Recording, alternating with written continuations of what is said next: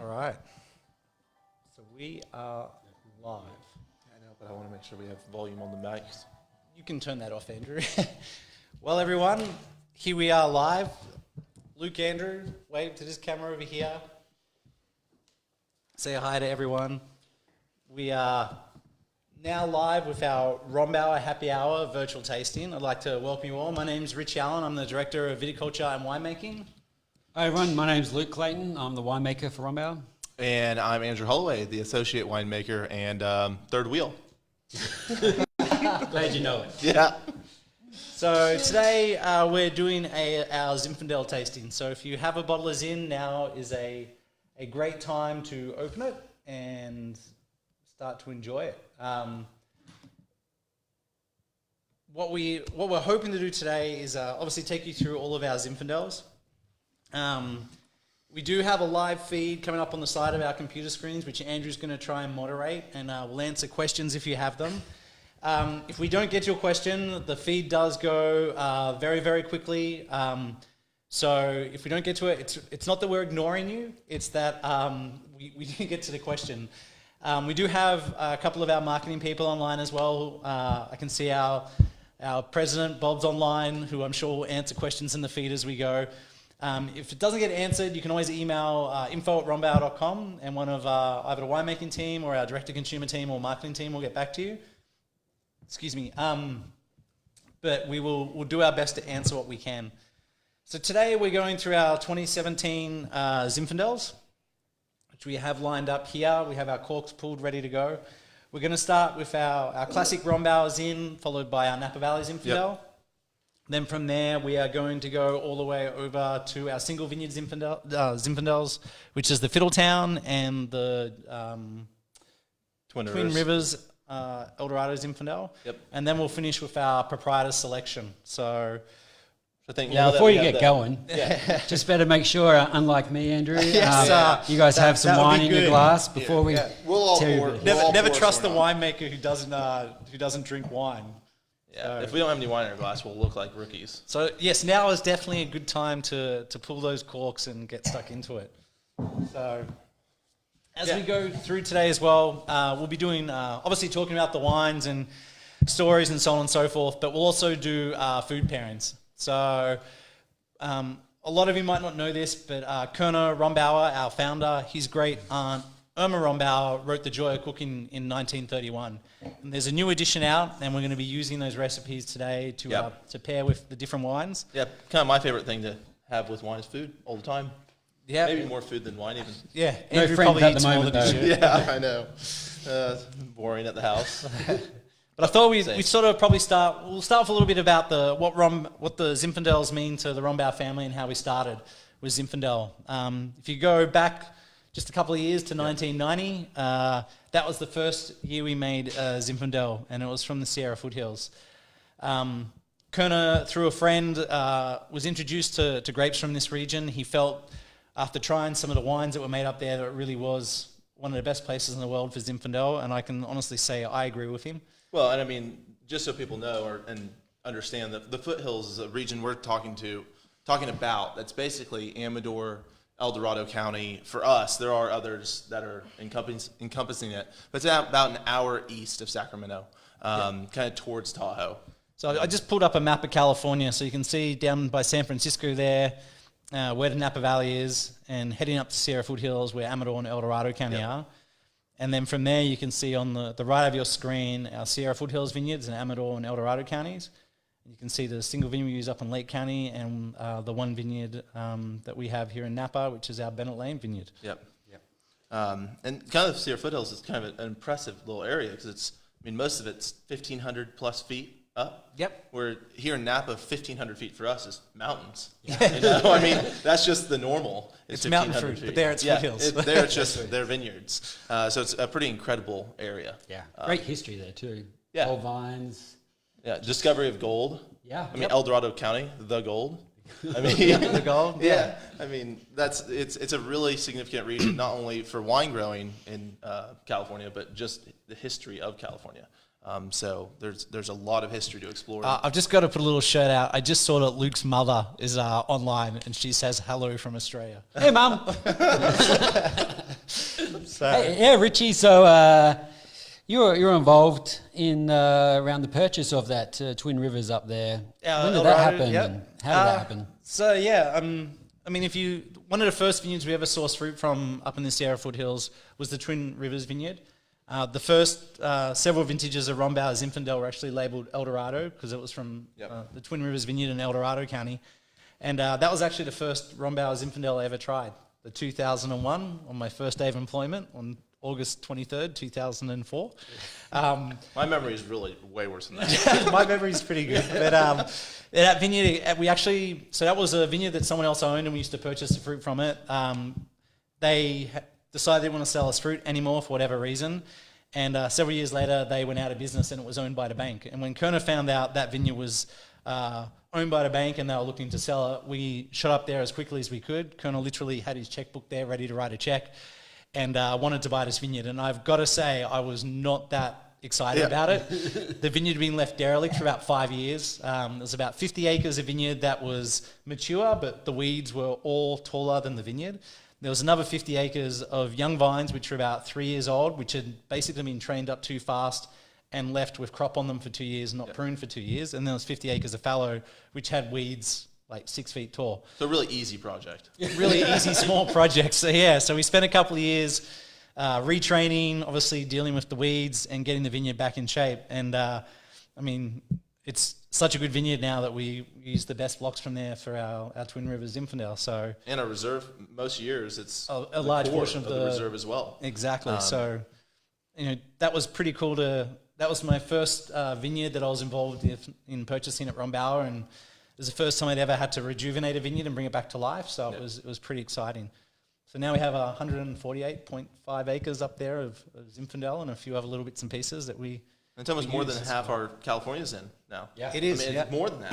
Yeah, it's incredible. Probably the most exciting thing though is for those of you that are listening, last year we purchased a winery up there. So in the past we used to bring all the fruit from that region up there down in refrigerated trucks to Napa, and last year we purchased a winery, and it's Rombauer's Sierra Foothills estate now. It came with 20 acres of vineyard, which we're about to redevelop. But I mean, Luke, you can talk about it a little more, and you were up there more last harvest anyway. Yeah, I spent a lot of time. It was good not seeing you. Oh, thanks, Andrew. Thanks, Andrew. Yeah, it was nice to have a bit of peace and quiet. Yeah. It's actually it's really, really beautiful place up there. When you get up there, or I get up there in the mornings, you get out of the car and it's just silence and the air's fresh and it's just so relaxing and peaceful up there. And if you do get a chance to go up to that tasting room, the Megan and her team up there are absolutely awesome, and it'll be lovely to go there and just chill out outside. It's a great We're in the location. tasting room with a bowl of wine and relax in the sunshine. Speaking of the team, here's the up on the screen now is a photo of the harvest team that helped make the fruit there, or the wine last year, and you can see me and Luke managed to snap a photo with them. It was pretty exciting. Yeah, we're very lucky to retain those employees there. A lot of them have worked there for 10 to 15 years, and they're really passionate about wine, and they were very excited that we came in and quality driven, and it's going to show on the 19 wines, which is absolutely awesome. Yeah. But that's not what we're here for. I just wanted to show them. I put up one quick shot of the tasting room up there, so they can see what the tasting room looks like and the tasting bar. And it's pretty exciting to have a second tasting room. Just an hour east from Sacramento. If you're coming interstate from Nevada or Reno, it's a great place to stop and enjoy some wine. And we have 1 cent shipping right now on all of our wines. So Because we are all locked down, we can't see those tasting rooms. so you can't. And so- when lockdown ends and we all get back out to our tasting, be able to go there. But right now, during lockdown, we have 1 cent. We bring shipping. it to you. We'll bring it to you, whether it's one bottle or multiple cases. For 1 cent, you can have it delivered to your front door. Well, and I know I on our little Facebook feed right here, that Carissa was actually supposed to come out for a 15th anniversary, but because of all the shutdown, it was all canceled. So just wanted to wish her a happy 15th anniversary. It was supposed to be right now, basically. Well, speaking of that, if you've got a bottle of wine that's Rombauer Zinfandel right now, I think you should open it, because we're going to start tasting the wines rather than listening to Andrew us dribble yak on. I know. Sorry, they're more familiar with how I speak. So the first one, we're starting with is on the left of your screen. That's the Rombauer Zinfandel. This originally was labeled El Dorado many, many years ago.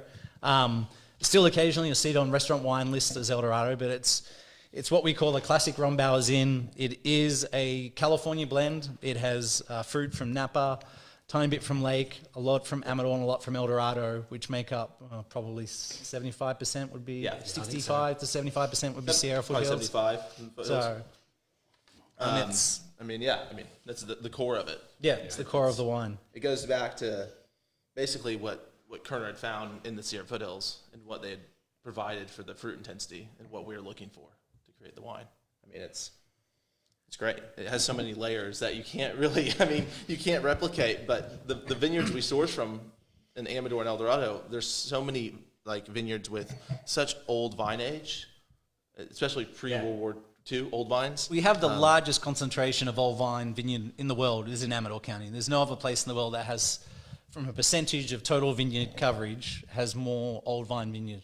Yeah, if this was anywhere else in the world, those vineyards would be making some of the most expensive wines. The farmland alone would be, just even if it was bare. Yeah. But yes. it's an amazing varietal that kind of has taken a back seat to what else has been out there. But it really is a unique and truly heritage California varietal. Yeah, and it's amazing the wines that it produces. The cost of them it's amazing the quality for it. Yeah, and when we do it right, we all of the fruit for all of our wines is 100% handpicked. Yep.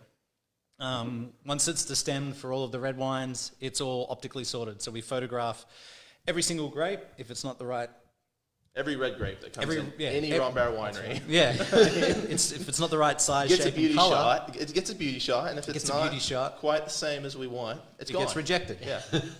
People often ask what we do with all the rejected fruit that comes out of the optical sorter, and I always just tell them we have really, really good compost. Yeah, because that's where it goes, and we use it back in the vineyard. But once it's been optically sorted, the Zinfandel goes directly to tank. The winemaking is, I don't want to say it's basic, but it's very straightforward. It's all about preserving the fruit. So we do a short cold soak to extract color. We add yeast some of the time, sometimes we don't. We use a pretty neutral yeast strain that just doesn't add anything other than highlight the fruit. Once it's finished fermenting on skins, and Luke or myself or Andrew taste it, and we decide to press, it's drained, it's basket pressed. All of our reds are basket pressed. And then from there, it goes to barrel. So, if you look here, that is a shot of Zinfandel coming out of the press. That is a basket press. We extract all the remaining wine from the skins, backblend into the free run, and from there, it goes off the barrel. Hugely important for us and the quality that we're trying to drive, just from how gentle they are on the fruit. Yeah. When we're pressing, we're not putting them in a big white press. It's just squeezing daylight out of it to get all the the whole yield that we want. We're trying to create a really soft, supple wine that's not getting over extracted, not getting really astringent. You really get that from the basket press, don't you? Yeah, it's like amazing. Filters through the cake as the wine comes out, so it's helping the wine, keeping all the bad in, and keeping all the bad in, and just left with the goodness. It's as simple as bad in and good out.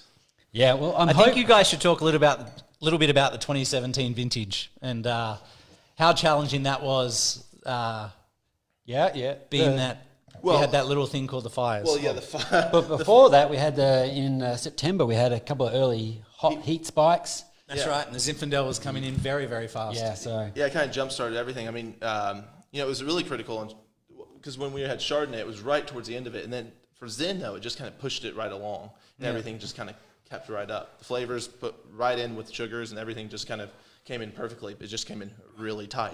Yeah, it was a very small picking really window. Busy, 5 weeks. Yeah. And it was just a compressed season. 17, and then the little fires at the beginning of October. But luckily the Zin we were all done by then. Right, we were done with Zin, and Zin was unaffected by the fires. I think that the main thing is it was unaffected by the fires. We were still able to process fruit. Obviously the fires were down here in Napa. They weren't up in Amador and El Dorado County, so we just kept going. But it was definitely, I remember coming in every morning and looking at you guys to go, right, we've got this much fruit to pick, how many tanks are available, and how are we going to make this work? And it became the jigsaw puzzle to make it work and squeeze it through, but we got it done. Well, especially for Zin, it wasn't as much as the the environmental stressors on the fruit. Those environmental stressors on us, on the people, I mean, and the staff. Just trying to make sure everyone was basically safe. Yeah. And continuing going. I mean, you all came in because we were out, on the vineyards down south in Carneros, and came in, inoculated everything, made sure we had power, got everything turned to auto. Yep. And because to maintain control, classically you'd have an intern go hook up to a tank, pump it over. But the Rombauer family made a huge investment, 5 years ago? Yep. Now?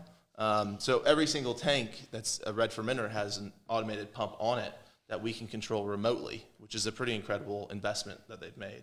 And it allows us to really dial in the winemaking. Yeah, I feel like we've got distracted and we aren't talking about the wine Yeah, that I know. everyone should have in their glass Let's by get now. back. Are you getting comments, say, from... There's a lot of comments flowing. I'm trying not to read them. I'm leaving them for Andrew. But if you do have a glass of this in your glass right now, if you have a few bottles, I suggest pouring a glass and enjoying it. But, I mean, the wine that we're trying now, the 2017 Rombauer Zin, It really is. it's really opened up a lot the last 6 months. So this one- was bottled about 12 months ago, and generally when we bottle Zinfandel, when it's first released, it's quite spicy. There's a bit of pepper that comes through from the Dina Vineyard in Lake County, but that tends to subside, that pepper, and you start to get those red, jammy fruits, the floral character. A lot of floral coming out. Yeah, right it's now. very floral today. I mean, I think it's amazing how much spice is showing, but the fruit's not just at the forefront. It's kind of all melded together for balance. Yeah, and each time you go back for another sip, you find another layer. Yeah, you like do. having all those counties in there, it just adds different layers to it. Yeah, it's like an adjustment on the first couple sips, and you're starting to see the different depths of the wine. Yeah, and probably Andrew, people's glasses are probably very similar to mine right now. So maybe we should keep moving on to our next Oh wine. no, we should talk about food pairing. So, food pairing, that's right. So this is the food pairing that was selected for this particular wine, which is ribs. Baby back ribs, and I don't think I They can look good. disagree with that. I don't disagree with it, that's for sure. I mean, There's you actually a very interesting story about this. So Colonel Rombauer used to eat quite frequently at a restaurant that's now not there in St. Helena called Trevigno, when Michael Chiarello was a chef. And Colonel would always come in the back door of the kitchen to see what was cooking, to see what he was going to have every time he went there. And he got to obviously know the staff pretty well. But he always would say to Michael, when are you going to make something that goes with my Zinfandel? And so one day he comes in and he says the same thing to Mr. Chiarello, maybe slightly more colourful language than that. And he goes, actually, I've got something for you today. And it was ribs, exactly like you see on the screen. So that's how it came about. And, we've had back when that Trevigno was still there, we had our end of harvest luncheon, dinner, luncheon down in dinner. their private room downstairs. And there was quite a few times where they would pair the baby back ribs with Rombauer Zin as one of the appetizers, which was always fantastic. It's hard to beat. I mean, basically, a barbecue and this wine are meant to be together. They are, aren't they? Brisket. We were talking about brisket earlier, but sausages, anything that can stand up to basically the wine. Yeah. It can handle some bold flavors. I mean, it's But the next wine, because we're getting carried away. yeah. We'll 2017 Napa Valley Zinfandel. Yeah, so this is, in the past, this has come from a couple of different vineyards around Napa. With the 17 vintage, this is actually all from our Bennett Lane vineyard in Calistoga in the Napa Valley. Yep. It's not quite there yet for a single vineyard designation, but it's getting pretty close. But, I mean, it's a great example of what the Napa Valley can do with Zinfandel. It's not quite as warm down here as it gets up in the Sierra foothills. But if you have a glass of this at home, it's like a pleasure bomb wine. yeah, this is definitely on the ripe side. Delicious. It's got more of that like black cherry, black cherry. The spice is more subdued in this one. Yeah, it is. It's less red fruit. There's a bit more vanilla in the back palate. Yeah, it pushes that fruit spectrum definitely towards that black. It does. I mean, it's just a denser fruit wine, I guess. Like on the palate, I get more of that blackberry as well. Yep. What's really interesting about this as well is that these the winemaking on these wines between the two of them is almost identical. Yep. It's really what you're seeing the difference here is vineyard difference. The barrel regime's the same. It's 4-year-old French American oak barrels. It's only about 10% new American oak, which is where you get the sweet vanilla from. But the fact that the wines are so different, yet the winemaking is almost identical, I mean, that just Yeah. shows Yeah, you shows you how much vineyard yeah. difference. It's pretty cool. No, And But- then, Go ahead. I was going to say about the vine age for these ones. They're hitting just past their teenage years, starting to mature there's a bit one- more than what they were a couple there's of years one ago. block 11 up at Bennett Lane, which is now coming up on 17 years old. Yep. So it's late teens, which is getting older for a commercial vineyard. It's still in good health. What's really interesting about the blocks up at Bennett Lane in Calistoga is a lot of it is Diva clone. So Diva clone is a clone of Zinfandel, which actually comes from Amador County, and it comes from Ken Diva, who's actually one of our grape growers up there and supplies fruit, which was in the Rombauer Zin, which we just tried before this wine. So That's some incredible old vines. yeah, it's quite amazing. I mean, it's amazing. It's just amazing the quality of the sites. Yeah, I mean, and the history of everything. Yeah, I mean, up there, and especially, I mean, just like this is a Napa Valley wine, but it's basically a single vineyard. I mean, it is this year. But I just love the intensity on it. Yeah, it's probably of in terms of like dark fruit and richness, the most powerful Zinfandel we make. Yeah. So, and food pairings. Come on, Ooh. Andrew. Your family's Come on, from the chef. restaurant. Our joy of cooking is braised pheasant. And I saw a picture earlier, and I was like, if I made braised pheasant, it would look terrible. So I've only ever cooked pheasant once in my life, and I've just put Yeah. it up on screen. And my pheasant did not look as good as that braised pheasant. Well, I can and tell I you. think even for like a more sweet pairing, like a chocolate souffle. I mean, 'cause Ooh, it chocolate adds, souffle. adds that dark Yeah. fruit component to it. That would be delicious. Yeah. Or my wife makes chocolate chip cookies, which are awesome. Chocolate chip cookies with Zinfandel. Yeah, because you can basically do anything. I mean, Yeah. I don't know. Interesting. Yeah, chocolate chips. Mhm. Luke, favorite pairing? Well, I don't know. Chocolate chip sounds really good right now. We should For those of plan you that this don't know, better. Luke is a bit of a chocoholic, to say the least. Down the road, we'll Me see and if we Luke can get some lived food. together many years ago, and he would have secret stashes of chocolate hidden all over the house. So, Yes, that's true. but it's just it's one of those wines that really like shows you how well Napa Valley can do, not just with Zinfandel, with Cabernet, but with Zinfandel as well. And that's a big, I mean, the dedication, because you could easily rip out the Zinfandel, plant cab, Yep. make more money per ton for cab, but yet the wine from the Zinfandel is much higher quality, and it's meant to be planted where it is. Yep. And it's just a dedication to where that site and what it is providing for us. We're not going to force cab down its throat. No. And then the Make bottom less part land. of that vineyard up at Bennett Lane as well is a heavier soil. Yeah. The north end is definitely alluvial with lots of rock. It's very well drained. It's Bales series soil. It's great for Cabernet. But the bottom end of the vineyard is a heavier soil. Right. It's a Clear Lake deposit, and it really is better suited to things like Zinfandel. And I mean, this wine's a great example of that. If we put the Cabernet on this soil, it wouldn't do as well. If we put the Zin on the Cab soil, it wouldn't do as well either. So, But it's matching the right varietal for the right site. yep. Well, I think we should move on to the next one, which is Which is, I know a lot of people are excited about. It's kind of the culty wine. It is This the is cult. definitely. So we're going to do the It's delicious. the Gino Rinaldi single vineyard, which is what a lot of people call the Fiddletown because that's where it's from. I've just put up on the screen a map. You can see the Sierra foothills up there in the top right hand corner, and you can see a little place called Rinaldi. Rinaldi is the name of this vineyard. It's in the Fiddletown AVA, which is one of the smallest AVAs in California. It's at about 1,600 to 1,700 feet above sea level. Yep. I was looking, the total plantable area for just Fiddletown, it's not even all planted, is about 1,000 acres of just plantable land. And it's not even all which is planted. pretty small. It's crazy for an AVA. But what's probably the most exciting thing about this vineyard is it is well over 100 years old. So it was all planted around just after 1890. And I wish I had a photo to show you. I didn't manage to get a slide together for it today, but it is old head train vines. They're all gnarled and twisted, and they have they're all dry farmed, I should say. There's no irrigation. So these vines, they were just chucked in the ground, managed to survive the test of time, and are still producing fruit. And what's really interesting is, I mean, Luke's seen this, it can either be the first vineyard in during harvest or it can be the last.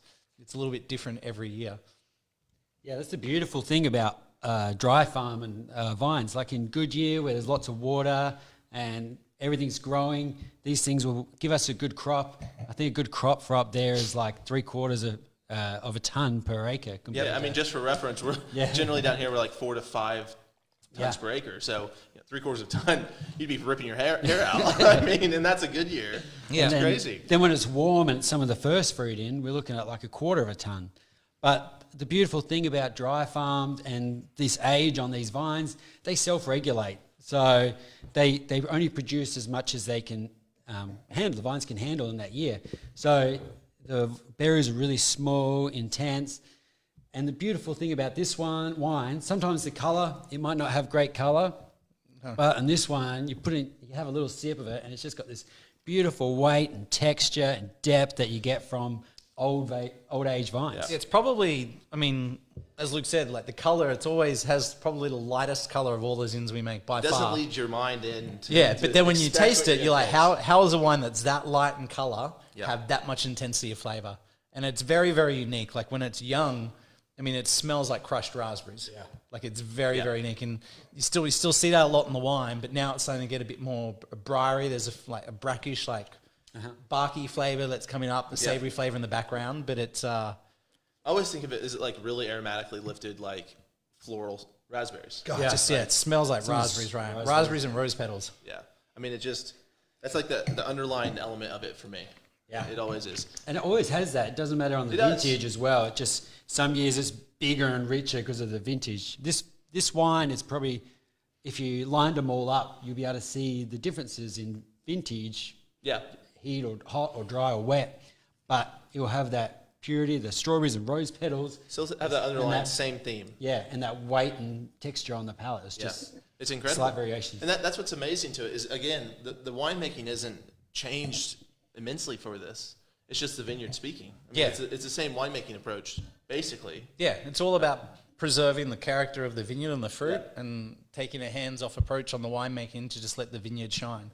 I mean, it's incredible what the vineyard delivers year in, year out for, I don't know, What's really cool- 30 years. Yeah. What's really cool about it as well is we just had Gino Rinaldi Day. For those of you who don't know, we have a second tasting room up in the Sierra foothills, just outside of Plymouth, which is where we have a new winery where we make all of the Zinfandel. And we had a Gino Rinaldi Day up there a couple of weeks ago, and we did back vintages of it. And we went back to 2013, so, 6-7-year-old wine. And people would come and they could taste multiple vintages. So we had 17, 16, 15, 14, and 13. And to see how well that wine ages, it was amazing. Well, I mean, what do you think on, longevity of it? I mean, 13, that's 7 years, but I think easily just because of the vineyard quality, you're looking at 15 easy. Oh, definitely, I think so. It will It starts to change in a change. bottle. It So you does. get that freshness now, but then it will just evolve over time. I bet you it will. It's got the legs there that will keep on going. So Yeah, and I mean, I think even if the fruit subdues, there's so much to it that if the fruit just becomes a little bit less pronounced, it just brings out more of the underlying characters of the wine. It's interesting, the Zinfandels, we often get asked by people, how long should I sell the wines for? And a lot of I would say the Rombauer Zinfandel, the first wine we taste today, which most people know, it's sort of a 5 to 10 year wine is where it does best. But then every now and then you'll stumble across one, like we had the 95 last week. Sam, one of our finance interns, had that open, and it was incredible. Luke, you said you had an 03 prop the other day, which was drinking really well. Yeah, I was surprised how well it stood up, and it was very enjoyable. But it's very interesting when you try the older wines, don't know what to expect. Yeah. But Like the best vintages could definitely go, that 15 to 20 year plus bracket. But I'd say for a normal vintage, whatever that may be, we never seem to have a normal vintage. That's sort of that within the first 10 years seems to be the peak for the Zinfandels. And it's amazing how well they drink young versus, when you have a big brooding Cabernet with so much structure and texture, and you really need it to kind of soften. The Zinfandel, it doesnit have that same kind of structure. It does have that tannic edge that you get from growing at such elevation. You do get some structure, but it's melded into the fruit so well that it drinks 2 years young. Yeah, we know Zinfandel has a thin skin. Yeah, it's lighter in color. It's lower in tannin. It's you're never gonna you have to work a fermenter pumping it over like crazy to make a tannic wine out of Zinfandel. Yeah. You're gonna mash the fruit. Yeah, and you're make gonna it end up with slop in the tank basically. Yeah. Turn it into a stew. Yeah. But I mean, and one of the big things for us, especially internally for Zinfandel, is Petite Straw. Yep. And it's like the perfect cohort for Zin. Yeah. I mean, we get range basically anywhere from 5 on the California, up to about 15 on the El Dorado, or the Twin Rivers. None on the Fiddletown, but it's because the Fiddletown's 100% Zen. But it's amazing that the structure, the color, and just the depth it adds to those wines. Yeah, I'll just put up on screen now. On the very left of the screen there is Block 7A, which is one of our Petit Syrah blocks up at El Dorado, and you can see it like coming down the hillside there. But the Zinfandel we have up there is obviously amazing. It makes it into our proprietor's reserve. But what's really, honestly, the secret sauce is the quality of those Petit Syrah blocks. And you only need a small amount. But if Petit Syrah has such a tannic edge to it, we have to be careful in the winery. But a small amount of that in the Zinfandel, 2 or 3%, maybe up to 15, like in the Twin Rivers, really just helps lift the wine and take it to that next level and give it more depth and concentration. And maybe just balance out the structure a little between that jammy character and add a little more tannin structure. And I think that within the past few years, being able to really understand what the Petit Syrah needs to create a softer Petit Syrah, basically, that's still providing that structure without getting overly tannic. Yeah, and obviously, like everyone knows, the Rombauer Zin. We are tasting through all 5 Zinfandels that we make today. These are all available on the website. So if you have the chance, rombauer.com. As we said earlier, we have 1 cent shipping. But the Napa, Fiddletown, El Dorado, and Prop, they're only available here at the winery. So jump on the website and enjoy the ridiculously cheap shipping to wherever you are today, and enjoy lockdown. That's it. Enjoy lockdown. With your kids. With your kids, But actually, having that picture up of the El Dorado is probably a good time to switch over to our Twin Rivers. Well, and just one food pairing for this whole time. Food pairing. I'm always the food guy. I'm always going to remember we need food. Else, I might blow away in a light wind. The Fiddletown. So Fiddletown. We have cheesecake with raspberry sauce for the joy of cooking. I think this is a great spot to talk about how versatile the Zin is in terms of food. Yep. So obviously we've been pairing it with a lot of rich meat dishes, the baby back ribs, the pheasant, which has it's a gamey meat, has a lot of strong flavour. But the Zinfandel can hold up well to desserts, and we talked about chocolate souffle. But cheesecake with this particular one, the Fiddletown, mate. Raspberry cheesecake, just that complementary flavour, yet the it brings the out the flavour best of of the each. cheesecake. Yeah, it's very good. It's incredible. I actually really enjoy the Fiddletown with pork. So a roasted pork loin. Yeah, if you stuff it with some big. Just because it has such intensity of flavour, but it's a little bit lighter. Yeah, with like a fig reduction sauce on a pork loin. Oh, mate, that'd be delicious. Got any food? I just started practicing on my sous vide. Oh man, I can tell you, I'm not an expert. But as Luke said, we've spoken a lot about the Petit Syrah and our Twin Rivers vineyard, and just the Twin Rivers vineyard in general, because it's our largest vineyard up there. So we might as well transition over to that wine. So this is the wine on the screen right now. It's second from the right. This used to be labelled El Dorado. And as we've become more comfortable and better with the vineyard and understood how to make it, how to really get the most out of those particular blocks, we've been able to pick out parts of the vineyard using different technologies and just getting to know it to make a better and better wine. And so it got to a point a couple of years ago where actually this really deserves to be elevated to single vineyard status. Yeah, the Twin Rivers, and so now that's why it's in that silk screen bottle. And coming from the Fiddletown to this Twin Rivers, the fruit profile is so different. It's like the Fiddletown, we got that red, and you get to this one, it's just dark. It's almost got like a bit of a meatiness. It does, to doesn't well. it? But like chocolate, it's more in that profile. There's a little bit more oak showing as well. It's also more Petit Syrah, so you're also getting a change. A little bit of that, but it's also Simon's sight more than anything. And Rinaldi to El Dorado is only 10-minute drive. Yeah, 15 minutes. 15-minute drive. So it's incredible how quickly you can basically be in the same region, but those little climates and little deposits of soil will change it so quickly. It's crazy. When we acquired the Twin Rivers vineyard about 10 years ago, as I said earlier, when we were discussing at the start of the live cast, it had 50 acres of mature vines, 50 acres of young vines, but 50 acres of fallow. And so that was fallow that we then planted. And what was really exciting about it was we went to a couple of our best growers Tom Dillion, Yep. who everybody up in Amador knows. Johnny Ferrero, who's since passed away, and his nephew Richard Rose looks after Ferrero Vineyard now. And also Gino Rinaldi, and we asked them for cuttings from their old vines. So these are clones, we don't know what they are, but when we planted those 50 acres of fallow, we have a couple of blocks of Gino Rinaldi's Eschen clone from Fiddletown, a couple of blocks of Ferrero, a couple of blocks of Tom Dillion,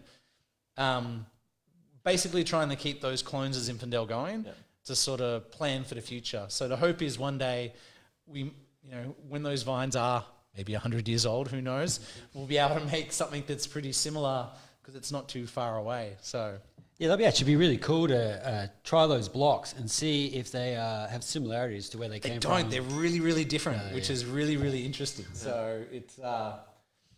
it's the French Massal selection. Yeah. Internal propagation of the best vines, basically. It's not even clones, it's just best vines. But, over the 10 years we've had this vineyard, we've planted a few blocks, we've reworked a few blocks. It's taken, Luke and myself, pretty much all of that time to really start to get our head around what are the best sections of the vineyard, what are the best blocks. And I honestly think it shows very well in this 17, the power of this wine.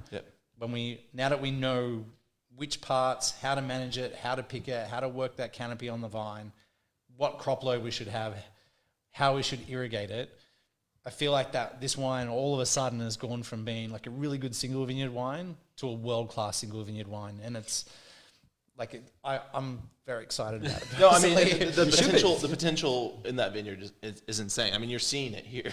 Yeah. It's crazy. Yeah. And just building off that year in, year out. And again, the winemaking is really, really similar. It's hand-picked, optically sorted, goes to tank for cold soak, it gets the same yeast strain, or it goes natural, it goes to the same barrels. I mean, the only difference is we select out the best parts of the block for this particular wine. Yeah, that's it. Actually, we should talk about how we pick our reserve lots. I mean, and, so you guys know we're not just picking anything and throwing it in a fancy bottle. We have about 60, 70 different lots. So when it comes in, we'll try and keep everything as separate as we can. So from 5 barrels to up to 100 barrel lots. I mean, we have 90 different lots of Zinfandels and Petit Straw. Yeah. I mean, it's not a small amount. It's not. So we'll sit at this table and we'll have all the bottles here and we'll go through and actually taste each lot and we'll have our notes, and then afterwards we'll go and talk about it and say, well, I really like these lots. And then we'll come back at a later date and retaste the ones we found the best. And so we'll narrow it down to some of the core lots that we think are reserve quality. And then we'll go into the caves and we'll taste individual barrels. And if we're humming and hawing, we're wishy-washy to use the term, we'll say, nope, kick it out, we won't use it. But if we're this is gold, we'll go in. So it's select barrels. So I've got a great shot I want to share with people. It's just gone up on screen. This is our Twin Rivers vineyard, and where it dips out behind the back there, behind that tree line before you get to that hilltop. The reason it's called Twin Rivers, it's actually the vineyard sits on a plateau on the fork of two rivers. And so it's up really, really 16 to 1,800 feet, and it's on this plateau between these two rivers, which is where it gets its name. But you can see here pretty much all 148 acres of this vineyard just sitting there on the plateau. Yeah, I mean, it's an incredible sight. I mean, just looking at the picture, especially being at 1,500 feet or 1,700 feet. I mean, it's and when we replanted, I mean, total within El Dorado, there's probably how many different blocks? There's 20. No, it's not 20 because there's the A's and the B's. There's there's 30 blocks, 30 plus blocks. So. Could ask the lab ladies, they run all the analysis. So Don't ask the winemakers, they don't know what they're doing. It's actually interesting, if you've had this wine in the glass a few minutes now, it's really starting to open up and it's getting it's almost like a slight mint component to it in the background. It's that ripe blackberry fruit and spice to I just get that like spiced chocolate. Yeah. It's definitely chocolatey. Like one of those Mexican hot chocolates. Yeah, I got it. That's smelling good. All right, Andrew, before I forget. Cooking. What food? Come on. Food. Well, our joy of cooking is Italian meatballs and tomato sauce, which, I guess, is tomato sauce in your world? Tomatoes. It is tomato sauce. But it's I mean, I can't complain about pasta. That's awesome. I mean, I eat pasta like 3 days a week. It's Cheers. hard to get away. Yeah, thanks. Actually, I sometimes there's a charcuterie store down in Napa at Oxbow Market that does a chorizo in a packet, like it's not the chorizo sausage, and I'll buy that and fry it up with some mushrooms and stir it into pasta and just put fresh parsley in and some parmesan. So you have like this spicy, super rich pasta meat sauce with this wine because of its spice and its depth, and it's Delicious. yeah, I remember having it last time my folks were visiting from Australia, and it was they were pretty happy with it. I'll put it that way. I guess my personal one, we do like a spicy sausage white bean stew. Ooh, With that, I mean, it's more wintry. But Yeah. it's almost like a cassoulet. You use like really rich beans and cook it down. With that, it'd be delicious. excellent. Luke, you don't like it? Mine, I'll pair it with the TV. Yeah, This is Luke's TV wine. You mean This is your favorite Zinfandel, isn't it, Luke? Yeah, This it one? is. This is my favorite. You mean gymnastics? yeah, with the kids running around. Yeah, this one would be. I say it would be actually. Yeah. This one. Well, don't lie. Close. Don't lie. Don't lie. And then the proprietors one, which we'll do next. Yeah, and the 17 prop is drinking. It's pretty killer. It's really pretty well. nice. Yeah. Delicious. So yeah, you want to move on to the Yeah, top let's tier? let's go on to the last wine of the flight. We're actually doing pretty well for time for once. Is the proprietor Zinfandel, which is on the right of your screen there. So how this differs from the other wines, this is the top tier of Zinfandel that we can make. So when we go through and we taste all of the lots, we'll select out the best blocks or best sections for the Fiddletown. We'll select out the best blocks for El Dorado. But then whatever else doesn't go into a single vineyard wine, there's quite often other really good lots. We usually get about 10%, which usually, 6 or 7 lots. We'll retaste those again by themselves, pick out the best ones, start blending those on the bench, making sure they go well together. Yeah. Sometimes it's 3 lots, sometimes it's 5 lots. Once we get a blend on the bench that we're happy with in terms of proportions, we then go into the cellar and we go barrel to barrel. And we start tasting barrels. Yeah. Start drinking Not on like a drinking. Thursday afternoon. And we'll go barrel to barrel. And me, Luke, and Andrew will be like wandering through the caves here, Yeah. tasting every barrel. And we're looking for perfect barrels. And so we're really looking for the best barrels from the best lots to make our best Zinfandel, which is the proprietor reserve. So it can come from any vineyard. It doesn't matter where it's from, as long as it has the most depth, the most concentration, the most weight, and the best natural balance. We're not trying to take a tannic lot and blend it with a soft lot or a high acid lot and blend it with a low acid lot. We're looking for just perfect barrels from the perfect lots to make this wine. We're not making excuses for any of the wines. No. And I mean, sometimes it's pretty funny. We'll be like tasting through and one of us will go, oh, maybe this one. Like, nah. You went, oh, maybe this one. It's either a unanimous yes, like you taste it and you know straight off the bat, or it doesn't go in the blend. Yeah, this is like 10, 15 barrels out of about 1,500 barrels of Zinfandel that we do. So it's a very, very select. So I mean, it's a lot more intense. It's like a darker, 1%, richer. but I'm so surprised by the tannin structure and like how soft and round and lengthened this wine is. It's got so much depth. It's ridiculous. Yeah, I don't feel I've had this one for a while, actually. No, Probably like 6 definitely months. haven't. I mean, just that one day we bottled it and then tried it that morning and then that was it. Well, that's the thing, we get the grapes from, they're our babies when they're on the vines, and then we bring them in, we take care of them, and then we get them to bottle, and then we sort of forget about them. We're like, oh, because our next load are coming in, harvest is coming through. We're kind of thinking always what's in the cellar, and we forget to come back and try these ones that we haven't tried in a while. And this is also the one that ages the best. I mean, you were talking earlier about the 2003 that you had. When was that? It was probably a few years ago, but I was pleasantly surprised how much it just held up, weight. It was still fresh and everything. It just shows if you sell it right, you can actually be a great wine even in 10, 15 years on. Yeah. Yeah, it definitely has the structure and the depth to go long term. It has enough acid. It has enough intensity of fruit and tannin to really sit in the cellar for a number of years. I mean, for natural balance. For 17, I mean, probably 2030, 2035. Yeah, easily you could hang It's on hard to think that.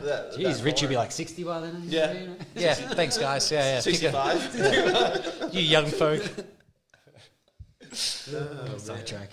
Yeah, It's interesting how it's opening up in the glass. I mean, that's the thing about all the Zins. You give them a little bit of air and you allow them to breathe. I mean, most people, you open it, you want to drink it quickly. Yeah. But you give it a chance to really open up. It's amazing the complexities that each Zinfandel will give you. Yeah, and how it changes as you It drink does. the bottle. It opens up even more. Yeah, and I mean, it is part, like you were saying, you take a sip and then you see the layers. But once it gets some air, it actually opens. It's changing dramatically from that first to, last glass to 8th glass to 12th. Yeah. I mean, it's delicious. Yeah, and so this one was 100% Twin Rivers fruit. Yeah, this year. Yeah, So that's what's amazing about the Twin Rivers estate is, some years it can just account for the entire crop reserve, the best lots of everything we source. Yeah. I mean, it has the quality all the way, I'm trying to think over the years. I mean, this has been labeled the Proprietor's Reserve. We've had blocks. It's been labeled Napa Valley wine before when it's come from the Napa Valley. Yeah. It's been labeled Sierra Foothills. It's been labeled Amador County. Wherever the best fruit is that we can get, that's what goes in this wine. We're looking for a particular style of fruit in terms of depth and weight and concentration, and it can come from anywhere. So when we get it right, I mean, it tastes like the 17, which we're drinking right now. Yeah, I hope people are drinking with us, and we're not just here having a good old chat. No, we actually have one more because people are very interested in how these age, and not only how long they can age, but the change in the wines over the age is what they are really wanting to know. How they evolve. Yeah. So their evolution and evolution. what you're going to be looking at, in this class. This is I mean, So you're hitting a moving target. But that's a challenging question to ask because everyone does age a little bit different. Yeah. But I think in general, if we were to look at the Zinfandels, when they're very young, they tend to be very spicy, and there's lots of jammy fruit, and that's going to over time start to subside. That jammy character's going to dull down a little. The spiciness will fade a little, and you're going to start to get some secondary characteristics. So you're going to get maybe a little bit of leather, a little bit of like a brackish flavor or a briary flavor, more sort of savory, like fruits. Yeah. It's going to be less fruity. I always more think dried fruit. Dried fruit, more yeah, like more a like dried dried fruit. fruit, Yeah. dried craisins. Like we generally see like that dried cranberry flavor turn up after a few years in the bottle. And the wine's going to change in terms of texture. It's going to get softer. The tannin's going to soften. And these wines do carry a lot of acid naturally. They're pretty low pH wines. That acid's going to soften with time just naturally. But it's really that secondary characteristic you get in the bottle. It's kind of hard to explain. Right.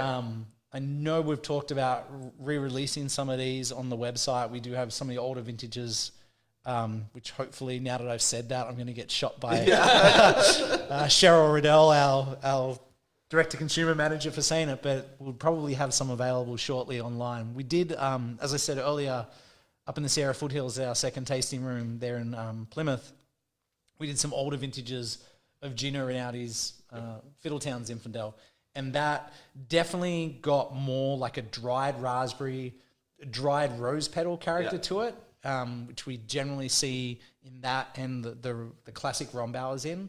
They definitely sort of get this. In Australia, we call it pot puree. Yeah. It's like dried rose petals and flowers. What do you call it? How do you say it, Andrew? Potpourri. Potpourri. Oh, amazing. Same here too. It has a very Amazing. floral, Amazing. Wow.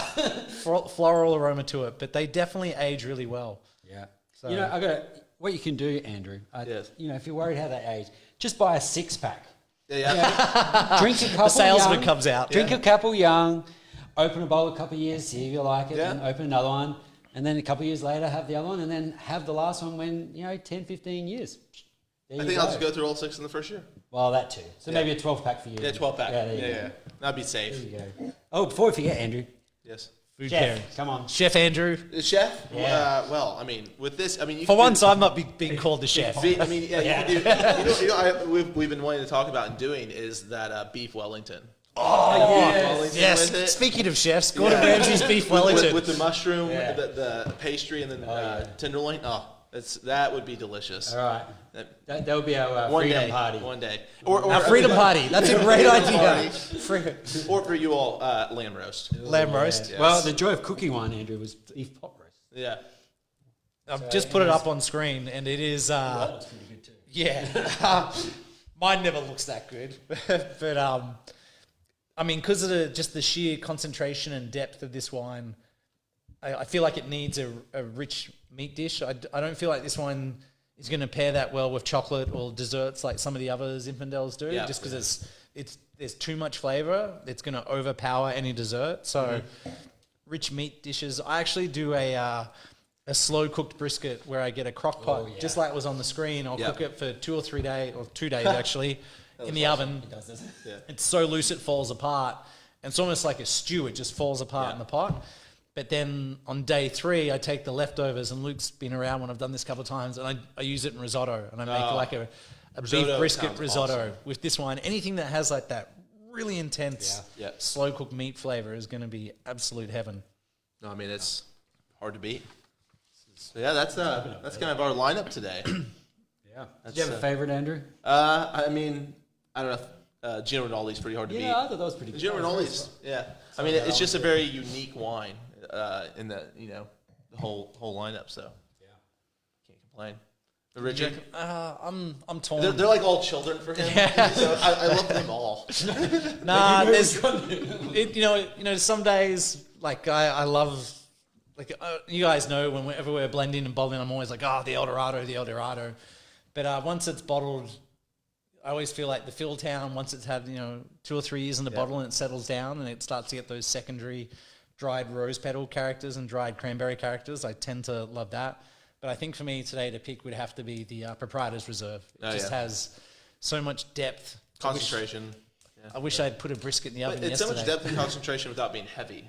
Yeah, it still has an elegance to it. Yeah. Well, it's not a low acid wine. It has that helps. Has enough acid to hold it all together. So you have that intensity of fruit, that really strong, ripe, jammy flavor. You have tannin structure, but there's enough acid, and they're all in balance. There's not, you don't go, it's too acidic, or it's too tannic, or it's too jammy. They're all in balance, and so when they're all in balance, you have like a wine that you just want to enjoy. Yeah. So I think I'll be drinking some later. Good. It'll be hard not to enjoy. But yeah, so How are we doing for time? we're pretty close to wrapping up. Yeah. So I guess to finish, as we said earlier, everybody knows the Rombauer Zinfandel. If you've tuned in today, that is available nationally. Yep.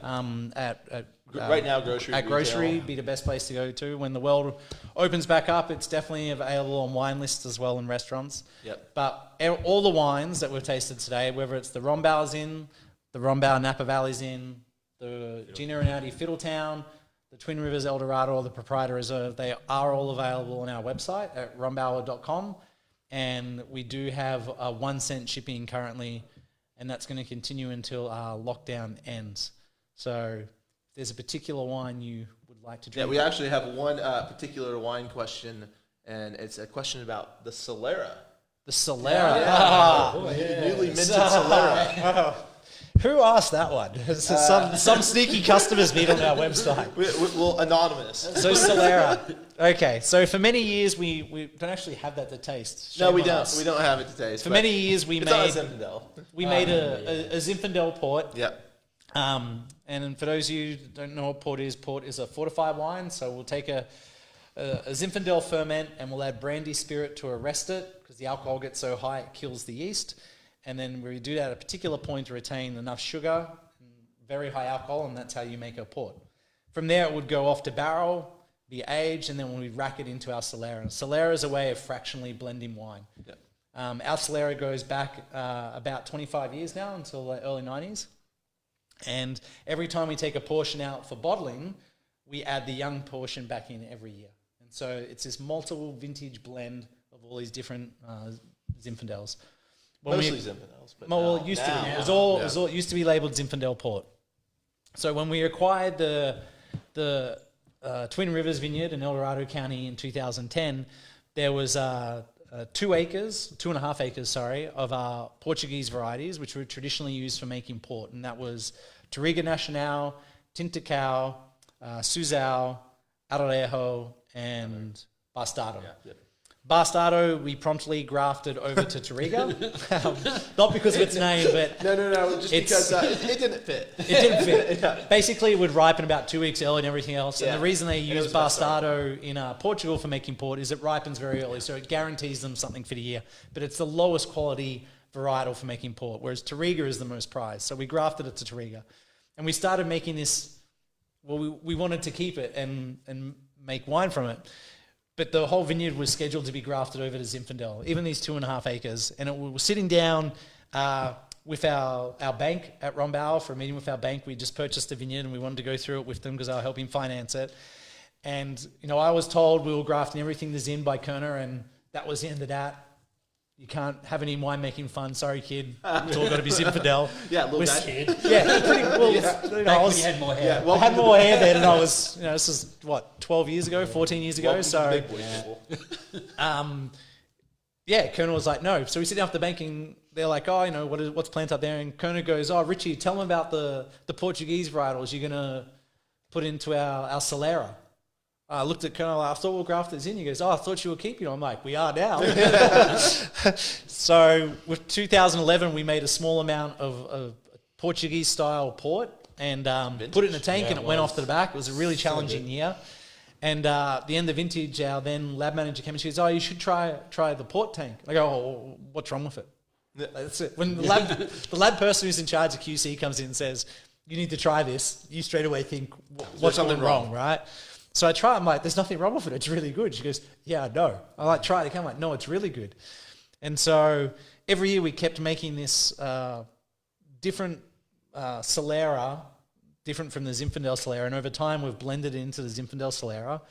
And with this last bottling, we dropped the Zinfandel port off the label and renamed the wine Solera. And it has a small amount of Zinfandel from the original Solera. And now it's a blend of 4 different Portuguese varieties from our Twin Rivers vineyard. And it is available on the website if you get the chance to purchase a bottle, 1 cent shipping. Yeah.